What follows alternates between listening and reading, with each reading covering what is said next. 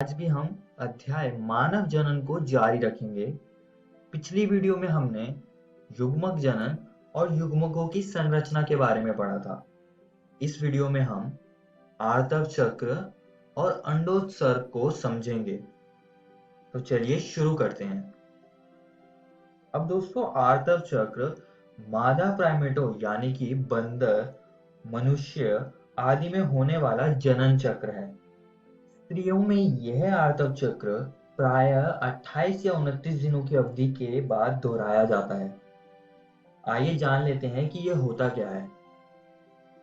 आर्तव चक्र नियमित प्राकृतिक परिवर्तन है जो महिला प्रजनन प्रणाली, विशेष रूप से गर्भाशय और अंडाशय में होता है, जो गर्भावस्था को संभव बनाता है। यह ओसाइट के उत्पादन के लिए, गर्भावस्था के लिए तथा गर्भाशय की तैयारी के लिए आवश्यक है।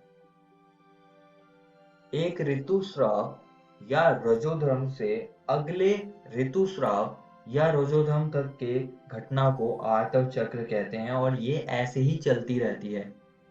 आइए दोस्तों, अब आर्तव चक्र के चरणों को समझ लेते हैं।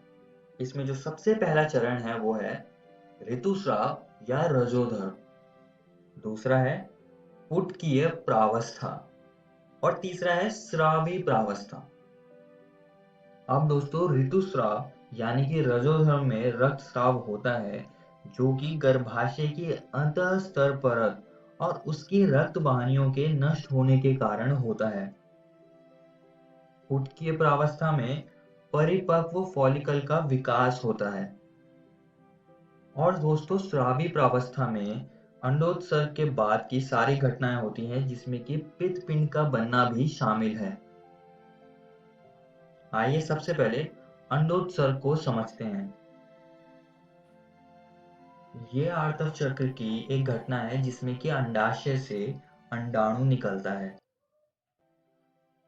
अंडाशय के अंदर कई सारे फॉलिकल्स होते हैं जिसमें कि इमैच्योर अंडाणु होते हैं।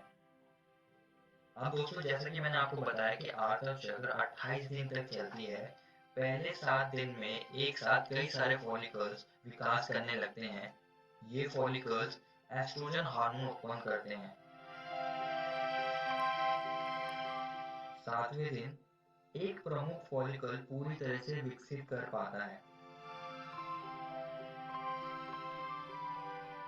ये फॉलिकल अंडाणु को भी विकास करने में मदद करेगा, जो कि इसके अंदर होता है।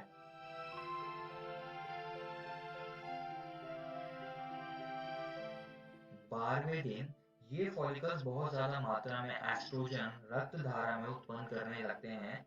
इस एस्ट्रोजन की वजह से हाइपोथैलेमस पिट्यूटरी ग्लैंड को ट्रिगर करता है, जिससे कि ल्यूटिनाइजिंग हार्मोन बहुत ज्यादा मात्रा में उत्पन्न होने लगता है।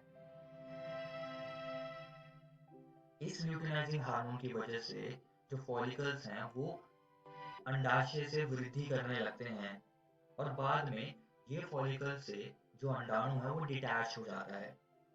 ये कुछ रसायन भी उत्पन्न करता है जिसकी वजह से अंडवाहिनी इसके आसपास आ जाती है और इसको घेर लेती है।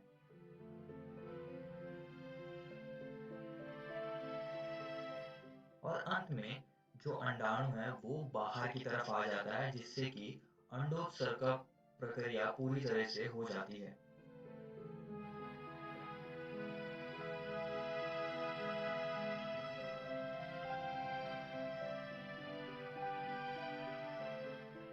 ये अंडाणु गर्भाशय की ओर जाने लगता है। यह इस समय निषेचित हो सकता है। अगर निषेचन नहीं होता है तो ये रजोधर्म के कारण गर्भाशय परतों के साथ साथ योनि से बाहर आ जाएगा।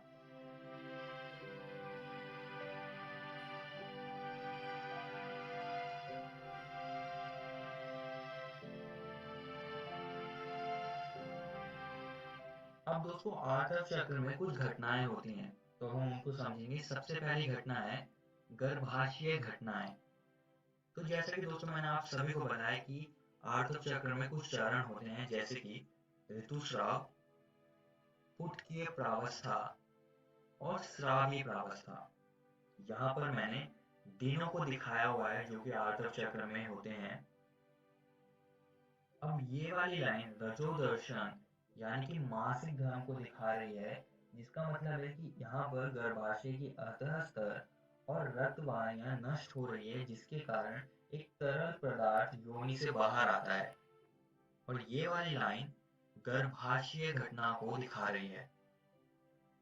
अगर दोस्तों आप गर्भाशय घटना वाली रेखा को देखें तो ऋतुस्राव वाले चरण में ये नीचे की ओर जा रहा है, जिसका सीधा साधा मतलब है कि यहाँ पर गर्भाशय अंतः स्तर और रक्त वाहिनियां नष्ट हो रही हैं, जिसकी वजह से ऋतुस्राव होता है। और फिर बाद में ये ऊपर की तरफ जा रही है, जिसका मतलब है कि गर्भाशय अपने आप को तैयार कर रहा है निषेचित अंड के लिए। और दोस्तों अगर निषेचन नहीं होता है तो अगले चक्र का आरंभ हो जाएगा। आइए दोस्तों अब आगे बढ़ते हैं और पिट्यूटरी हार्मोन स्तर को समझते हैं। ये वाली रेखा LH यानी कि ल्यूटिनाइजिंग हार्मोन को दर्शा रही है और ये वाली रेखा FSH यानी कि फॉलिकल स्टिमुलेटिंग हार्मोन को दर्शा रही है। अब जैसे कि आप देख सकते हैं कि पुटकीय प्रावस्था में ये दोनों हार्मोन ल्यूटिनाइजिंग हार्मोन और FSH हार्मोन पीक पर होंगे, जो कि फॉलिकल्स के विकास में मदद करेगा। आइए दोस्तों अब आगे बढ़ते हैं और अंडाशय घटनाओं को समझते हैं। अब दोस्तों एस्ट्रोजन हार्मोन की मात्रा फुटकीय प्रावस्था में ज्यादा होगी, जिससे कि फॉलिकल्स को मैच्योर होने में मदद होगी। और साथ में follicle stimulating hormone luteinizing hormone भी इसमें मदद करेंगे, जिसकी वजह से अंडोत्सर्ग होगा। अंडोत्सर्ग के बाद कॉर्पस लूटियम यानी कि पित्तपिंड बनता है, जो कि प्रोजेस्टेरॉन और एस्ट्रोजन हार्मोन बहुत ज्यादा मात्रा में उत्पन्न करता है, जिसकी वजह से ल्यूटिनाइजिंग हार्मोन और फॉलिकल स्टिमुलेटिंग हार्मोन का उत्पादन रुक जाता है। आइए इसको थोड़ा और अच्छे से समझते हैं। तो जैसा कि मैंने बताया कि FSH और LH उत्पन्न हो रहे हैं और साथ ही में एस्ट्रोजन भी फॉलिकल्स उत्पन्न करने लगेंगे, जिसकी वजह से जो एस्ट्रोजन है वो पिट्यूटरी ग्लैंड पर ट्रिगर करेगा, जिससे कि ल्यूटिनाइजिंग हार्मोन और ज्यादा मात्रा में उत्पन्न होने लगेगा, जिसकी वजह से जो फॉलिकल्स है वो मैच्योर हो जाएंगे, मैच्योर oocyte बन जाएगा। ये मैच्योर oocyte अंडोत्सर्ग के लिए एकदम तैयार है। यहाँ पर ये अंडाणु को रिलीज कर देगा, उसको निकाल देगा।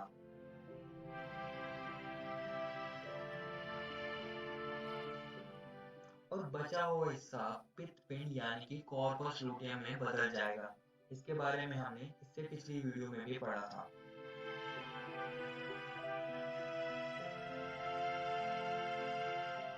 अब यहाँ पर पित्तपिंड कुछ चीजें उत्पन्न करेगा, जैसे कि प्रोजेस्टेरॉन, एस्ट्रोजन और इन्हिबिन, जो कि फॉलिकल स्टिमुलेटिंग हार्मोन और ल्यूटिनाइजिंग हार्मोन के उत्पादन को रोक देगा। अब यहाँ पर पित्तपिंड जो प्रोजेस्टेरॉन उत्पन्न कर रहा है, ये गर्भाशय अंतःस्तर और रक्त वाहिनियों को वापस बनाने में मदद करेगा, जिससे कि ये आर्तव चक्र फिर से चलता रहे। तो कुछ इस तरह से आर्तव चक्र होता है। आइए इसकी कुछ और महत्वपूर्ण बातों को समझते हैं। रजोदर्शन, प्रथम ऋतुस्राव, रजोध्रम, जो कि यौवनारंभ में शुरू होता है। रजोनिवृत्ति, स्त्री में यह आर्तव चक्र 50 वर्ष की आयु के लगभग बंद हो जाता है। इस स्थिति को रजोनिवृत्ति कहा जाता है। तो ये दोनों शब्द आप सभी को याद रखने हैं और इसकी परिभाषा भी। इस वीडियो में हमने आर्तव चक्र के बारे में पढ़ा, जिसमें कि हमने इसके चरण, इसकी घटनाएं और अंडोत्सर्ग को समझा। और दोस्तों मैं आप सभी को एक और बात बताना चाहता हूँ कि आज हमने आपकी एनसीईआरटी किताब के ये टॉपिक को खत्म कर लिया है। आप इनको जरूर घर से किताब से पढ़कर आइएगा। अगली वीडियो में हम निषेचन और अंतरोपण को समझेंगे। धन्यवाद।